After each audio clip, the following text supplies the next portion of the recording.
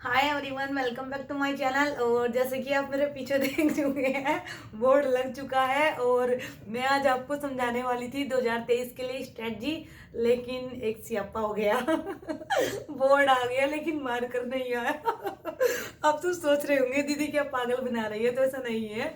वो जो मार्कर आया इसके साथ वो परमानेंट वाला आ गया, तो अगर मैं उस पर चलाऊंगी तो परमानेंटली लग जाएगा उस पे, उसको मिटा नहीं सकते हैं। तो उसके लिए मुझे आज भी आप लोगों को पेज पे ही समझाना होगा और कल उसके लिए हम लोग दूसरा मार्कर ले आएंगे। उसके बाद मैं आपको उस पर समझाया करूंगी हर टॉपिक को। और आज हम बात करेंगे 2023 की स्ट्रेटजी के लिए, जो कि बहुत बच्चों की डिमांड है और मुझे खुद भी लग रहा है कि जैसे जैसे टाइम आगे जा रहा है, तो क्योंकि फरवरी भी जाने वाली है तो बच्चों को पढ़ना है तेज के लिए। तो इसके लिए मैंने डिसाइड किया है कि हम एक स्ट्रेटजी बनाए जो कि ईयरली रहे और उसमें मैं आप लोगों को 2-2 मंथ में या 3-3 मंथ में कैसे सिलेबस को हम बांट के अपनी स्टडी कर सकते हैं और 2-2 सब्जेक्ट को लेके। क्योंकि ऐसे मेरे साथ क्या हुआ था, जब मैंने तैयारी शुरू की थी तो मैं मतलब हर घंटे ऐसे करती थी, जैसे 1 घंटा ज्योग्राफी, 1 घंटा पॉलिटी, 1 घंटा एथिक्स, 1 घंटा ये, तो बहुत बर्डन, मतलब ये लगता था कि पूरा दिन कुछ हो ही नहीं पाता था।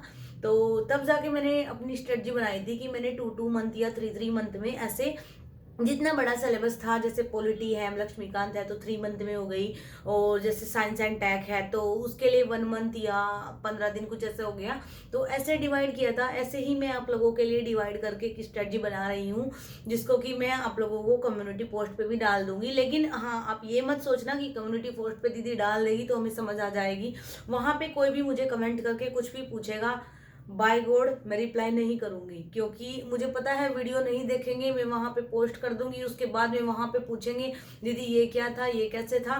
तो जो पूरी वीडियो देख लेगा उसको बाद में जाके फिर कम्युनिटी पोस्ट से प्रिंट आउट करा लेना। तो आई होप कि अच्छे से समझ आ जाएगा, कुछ नहीं पूछना पड़ेगा और अच्छे से बैठ जाऊं। तो उसके बाद फिर क्या होगा, पहले मैं आपको थोड़ा सा समझा दूं, उसके बाद मैं बना दूंगी। देखो होता क्या है, सबसे पहले बच्चे क्या गलती करते हैं, जैसे अभी मुझसे बोल रहे हैं कि दीदी सिलेबस समझा दो। आप बताओ आप क्या करोगे कल, अगर आप आईएएस बन गए तो फैसले लेने आप पे आने चाहिए। तो अभी आप एक काम करो, सिलेबस लो। आप बोलोगे सिलेबस कहाँ से ले, तो गूगल है ना। एक एक एक चिड़िया है, एक कौवा है, तो एक शेर भी है ना, गूगल। तो गूगल पे जाओ और वहां पे लिखो यूपीएससी सिलेबस। और चलो आप गूगल छोड़ो, मैं आपको एक, मेरे पास बुक है जिसमें सिलेबस दिया हुआ है, उसके प्रिंट आपको दे दूंगी उस पे, क्या बोलते हैं उसको, कम्युनिटी पे। लेकिन जो आप समझाने वाली बात करते हो ना डिटेल में, उसके लिए मुझे थोड़ा टाइम लगेगा, क्योंकि अभी ये आ गया है लेकिन मार्कर कल आएगा। उसके बाद मैं आपको अच्छे से समझा दूंगी। लेकिन बात होती है, कुछ चीजें आप खुद से ट्राई करो। जैसे आप प्रीवियस ईयर क्वेश्चन पेपर की बुक लो और उसमें एनालाइज करके देखो। अब बच्चे ये तक क्वेश्चन पूछते हैं कि दीदी रिवीजन नहीं हो पाता, याद नहीं हो पाता। वो मेरी प्रॉब्लम नहीं है, याद तो आपको करना है, आपको आईएएस बनना है। तो याद नहीं होता, क्यों नहीं होता, रिवीजन आप लोग क्यों नहीं कर पाते, वो तो कोई सोल्यूशन वाली प्रॉब्लम नहीं है, वो आपकी खुद की क्रिएट की हुई प्रॉब्लम है। क्योंकि ऐसा नहीं हो सकता कि आप कंसंट्रेशन से पढ़ेंगे और याद नहीं होगा। रिवीजन करने में भी प्रॉब्लम हो रही है, क्या प्रॉब्लम हो रही है, अगर याद होगा तो रिवीजन खुद ही हो जाएगा, कुछ भी नहीं है। तो यहाँ बात करते हैं फर्स्ट स्टेप की। सबसे पहले मैंने आप लोगों को फर्स्ट स्टेप बोला था कि सिलेबस को प्रिंट आउट कराओ और उसका थोड़ा देखो। अब मुझे नीचे कमेंट करके बताना किस किसने देखा है। आई होप कि किसी ने अभी देखा भी नहीं होगा, बहुत ही कम बच्चे होंगे जिन्होंने सिलेबस को प्रिंट आउट करा के देखा होगा। सेकंड चीज मैंने आपको बोली थी प्रीवियस ईयर क्वेश्चन की बुक देखने के लिए, वो भी मुझे बताना कमेंट बॉक्स में कितने बच्चों ने देख ली है। थर्ड स्टेप मैंने आप लोगों को बोला था एनसीईआरटी, जो कि हमारा चला हुआ है कम्युनिटी पे। अब मान लो कि 2 वीक हो चुके हैं कुछ बच्चों को जो 2023 के लिए पढ़ रहे हैं। अब कोई नया बच्चा आता है और जुड़ता है हमारे साथ और फिर वो बोलता है कि दीदी एनसीईआरटी में 11वीं क्लास की बुक पढ़नी है क्या। मुझे एक बात बताओ, मैंने वीडियो किस लिए बनाई थी आप लोगों को, वीडियो में प्रॉपर बता दिया था कि एनसीईआरटी की कौन कौन सी बुक पढ़नी है। तो अब ये क्वेश्चन यार कहाँ से आ गया कि 11वीं क्लास की भी बुक पढ़नी है क्या हिस्ट्री की। जाओ और वीडियो देखो, और आपके पास फालतू टाइम है तो पढ़ो। मैंने कौन सा मना किया, आप सारी एनसीईआरटी पढ़ लो, मैंने आपको वो बताई है जो मैंने पढ़ी है। तो अभी नेक्स्ट चीज चलेंगे, फोर्थ जो आपका स्टेप शुरू होगा वो होगा फिर करंट अफेयर और हमारा जो स्टैटिक का पोर्शन है उससे।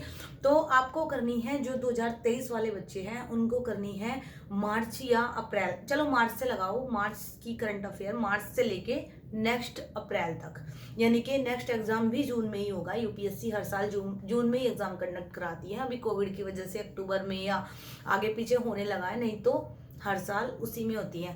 तो आपको करनी है अप्रैल से या मार्च से। अब आप मार्च या अप्रैल से शुरू करेंगे करंट अफेयर, तो उसके साथ साथ आप स्टैटिक पोर्शन लेके चलेंगे।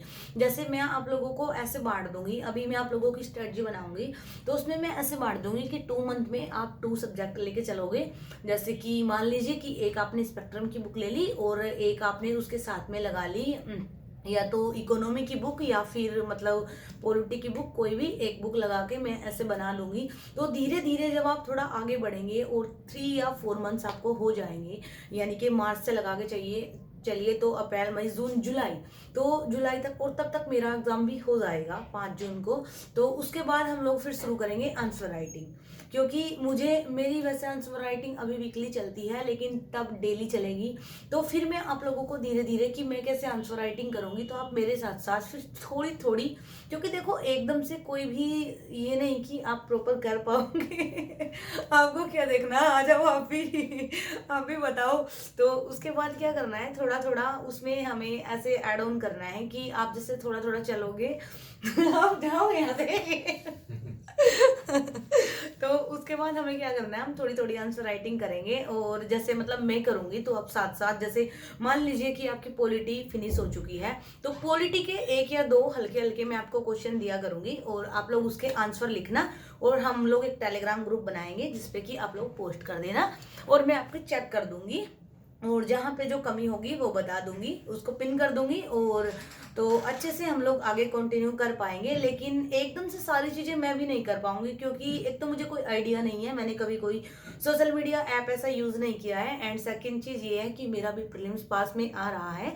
लेकिन अभी मैं आप लोगों की एक स्ट्रेटजी बना दूंगी, उससे क्या होगा कि आप लोग धीरे धीरे, क्योंकि कुछ बच्चे साथ में बढ़ रहे हैं और बहुत अच्छे से बढ़ रहे हैं, मुझे पता है उन बच्चों की, मैंने नाम पूरा प्रॉपर लिखा हुआ है, जो ऐसे बच्चे हैं जो साथ में बिल्कुल चल रहे हैं लेके, और वो अपना वीकली टारगेट कंप्लीट कर रहे हैं। आई होप कि 6th क्लास की या 7th 8th की एनसीईआरटी हमारी कंप्लीट भी होने वाली है इस वीक में। तो उसके बाद हम लोग आगे लेवल शुरू करेंगे, और जैसे मार्च तक, आई होप कि मार्च के लास्ट तक या मार्च के बीच में ही हम लोग एनसीईआरटी फिनिश करके आगे बढ़ चुके होंगे। साथ के साथ जो ऐप मैंने बताया था उस पर आप एमसीक्यू की प्रैक्टिस भी करते रहिए, आगे जाके फिर मैं आप लोगों को एमसीक्यू खुद भी प्रोवाइड करा दूंगी और हम लोग एक क्विज भी रख लिया करेंगे, सारी चीज़ें हो जाएगी धीरे धीरे। और उसके बाद 5वां स्टेप हमारा जो आंसर राइटिंग का शुरू होगा उसमें और ज़्यादा निखार आएगा, एमसीक्यू भी शुरू हो जाएंगे और ऑप्शनल के जो आंसर राइटिंग है वो भी शुरू हो जाएगी, और बाकी सब्जेक्ट की आंसर राइटिंग भी ऐसे कर लिया करेंगे, जैसे अल्टरनेट डेज पे कर लेंगे या फिर वीकली कर लेंगे, ऐसे की कर लेंगे, ऐसे हो जाया करेगा। एक स्ट्रेटजी उसकी भी अलग से बाद में बन जाएगी। अभी फिलहाल आपकी जैसे कि 2 मंथ में आपको कौन से सब्जेक्ट लेके चलने हैं वो मैं बना दूंगी। जिस बच्चों को अपने अकॉर्डिंग करना है वो अपने अकॉर्डिंग कर सकता है, एज यू फ्री, क्योंकि ऐसा नहीं है कि आपको मेरे दबाव में कि दीदी को ही करना है। मैं केवल उन बच्चों के लिए बनाऊंगी जो खुद नहीं बना सकते हैं। आई थिंक कि कुछ बच्चे ऐसे होते हैं जो नहीं बना पाएंगे, स्टार्टिंग होता है, सबको प्रॉब्लम होती है, मुझे बहुत ज़्यादा हुई थी, अब तो एक्सपीरियंस हो गया है इसलिए थोड़ा इतना कॉन्फिडेंस है, नहीं तो मैंने बहुत टाइम वेस्ट किया है। मेरे साथ ये होता था कि मैं सारे पढ़ के सबका पूरा दिन में कम से कम 4 घंटे तो मैं द हिंदू के नोट्स बनाने में वेस्ट करती थी, जो कि एक टीचर है अनअकैडमी पे, नाम नहीं लूँगी क्योंकि जो उनके बच्चे होंगे उनको बुरा लगेगा, तो वो द हिंदू कराते थे और उनके एक दिन की क्लास से 6 पेज बढ़ जाते थे, और जिनको कि करते करते बाद में मुझे कब टाइम, इसका तो टाइम ही नहीं मिलता था स्टैटिक का। तो फिर धीरे धीरे आइडिया हुआ और ये हुआ कि नहीं, उसको केवल रीड करना है, मंथली मैगजीन में वो सारी चीज़ें आ रही थी, तो फिर नोट्स में देखती थी, वो नोट्स में भी है, वो द हिंदू में भी है और वो मैगजीन में भी है, फिर देखा कि वो वही बजट उसमें भी है, वहीं उसमें भी है, तो फिर मैंने उसको स्किप कर दिया कि यहाँ पे टाइम वेस्ट नहीं करना है, मंथली मैगजीन ले लेनी है। तो ऐसे धीरे धीरे करके हम लोग पढ़ेंगे। तो अभी चलो होप कि आप समझ गए होंगे मेरी बात। तो मैं आप लोगों की स्ट्रेटजी बना दूंगी और अच्छे से वहाँ पे पोस्ट कर दूंगी। लेकिन आप बार बार ये परेशान मत होना कि कैसे रिवीजन करना है, कैसे लर्न करना है। देखो, अगर IAS जैसा एग्जाम आपको क्लियर करना है, क्लियर छोड़ो, अगर उसकी तैयारी, मैं तो ये बोलूँगी भले ही कोई क्लियर ना करे, जरूरी नहीं होता है। लोग 8-8 साल तैयारी करके भी रह जाते हैं, लेकिन वो बेरोजगार नहीं रहते, क्योंकि उनमें इतनी अंडरस्टैंडिंग तो हो ही जाती है कि वो कम से कम बच्चों को पढ़ा सके। जैसे कि मुझे ही देख लो, अभी 2.5 साल ही 3 साल ही तैयारी करते हुए है, लेकिन अभी भी मैं पढ़ा सकती हूँ NCERT भी, M लक्ष्मीकांत की बुक भी। तो आप बेरोजगार नहीं होते अगर आप अच्छे से पढ़ ले और एक अच्छे इंसान बन जाते हैं। और मैं तो यही मानूंगी कि भले ही कोई IAS की ना बने, लेकिन एक बार तैयारी कर ही ले, एक बार एथिक्स पढ़ ही ले, थोड़ी समझ हो जाती है, एक अच्छा इंसान बन जाते हैं, अपने देश के बारे में जान लेते हैं। तो चलिए, अब वीडियो को यहीं पे ख़त्म करते हैं। आई होप कि आप समझ गए होंगे। तो मैं आप लोगों की एक ऐसी स्ट्रेटजी बनाऊंगी कि 2 मंथ में डिवाइड करके बन जाएगा, और आप लोगों को वो आपको कम्युनिटी पे मिल जाएगा। और उसके रिगार्डिंग जो समझाना होता है कि कैसे समझाना है, तो वैसे तो उसमें कुछ होगा नहीं ऐसे समझाने वाला, साथ साथ जैसे हम चलते रहेंगे।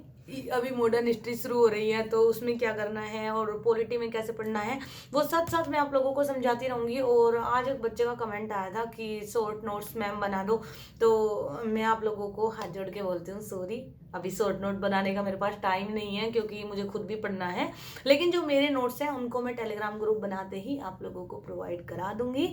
लेकिन उस ग्रुप में वही शामिल होगा जिसको कि हम चाहेंगे, क्योंकि हम उसका एक सीक्रेट कोड रखेंगे, जिसमें कि ये होगा कि हम जिसको वो कोड बताएंगे वही शामिल होगा। क्योंकि ऐसे उजूल फजूल के बच्चे जैसे हो जाते हैं, यहाँ पे तो कोई भी कमेंट कर देता है, भले ही वो सब्सक्राइबर नहीं है, तो वहाँ पे ओनली मेरे सब्सक्राइबर ही होंगे जो आप अच्छे लोग हो। और मैं आप लोगों को बताऊँ, मैंने एक नया छोटा, क्योंकि इस पे यहाँ पे मैं व्लॉग डालती हूँ तो पूरा नहीं बना पाती, तो एक छोटा सा एक चैनल हम लोग बनाएंगे जहाँ पे, जिसका कि मैं नाम रखूँगी राधिका फैन ग्रुप।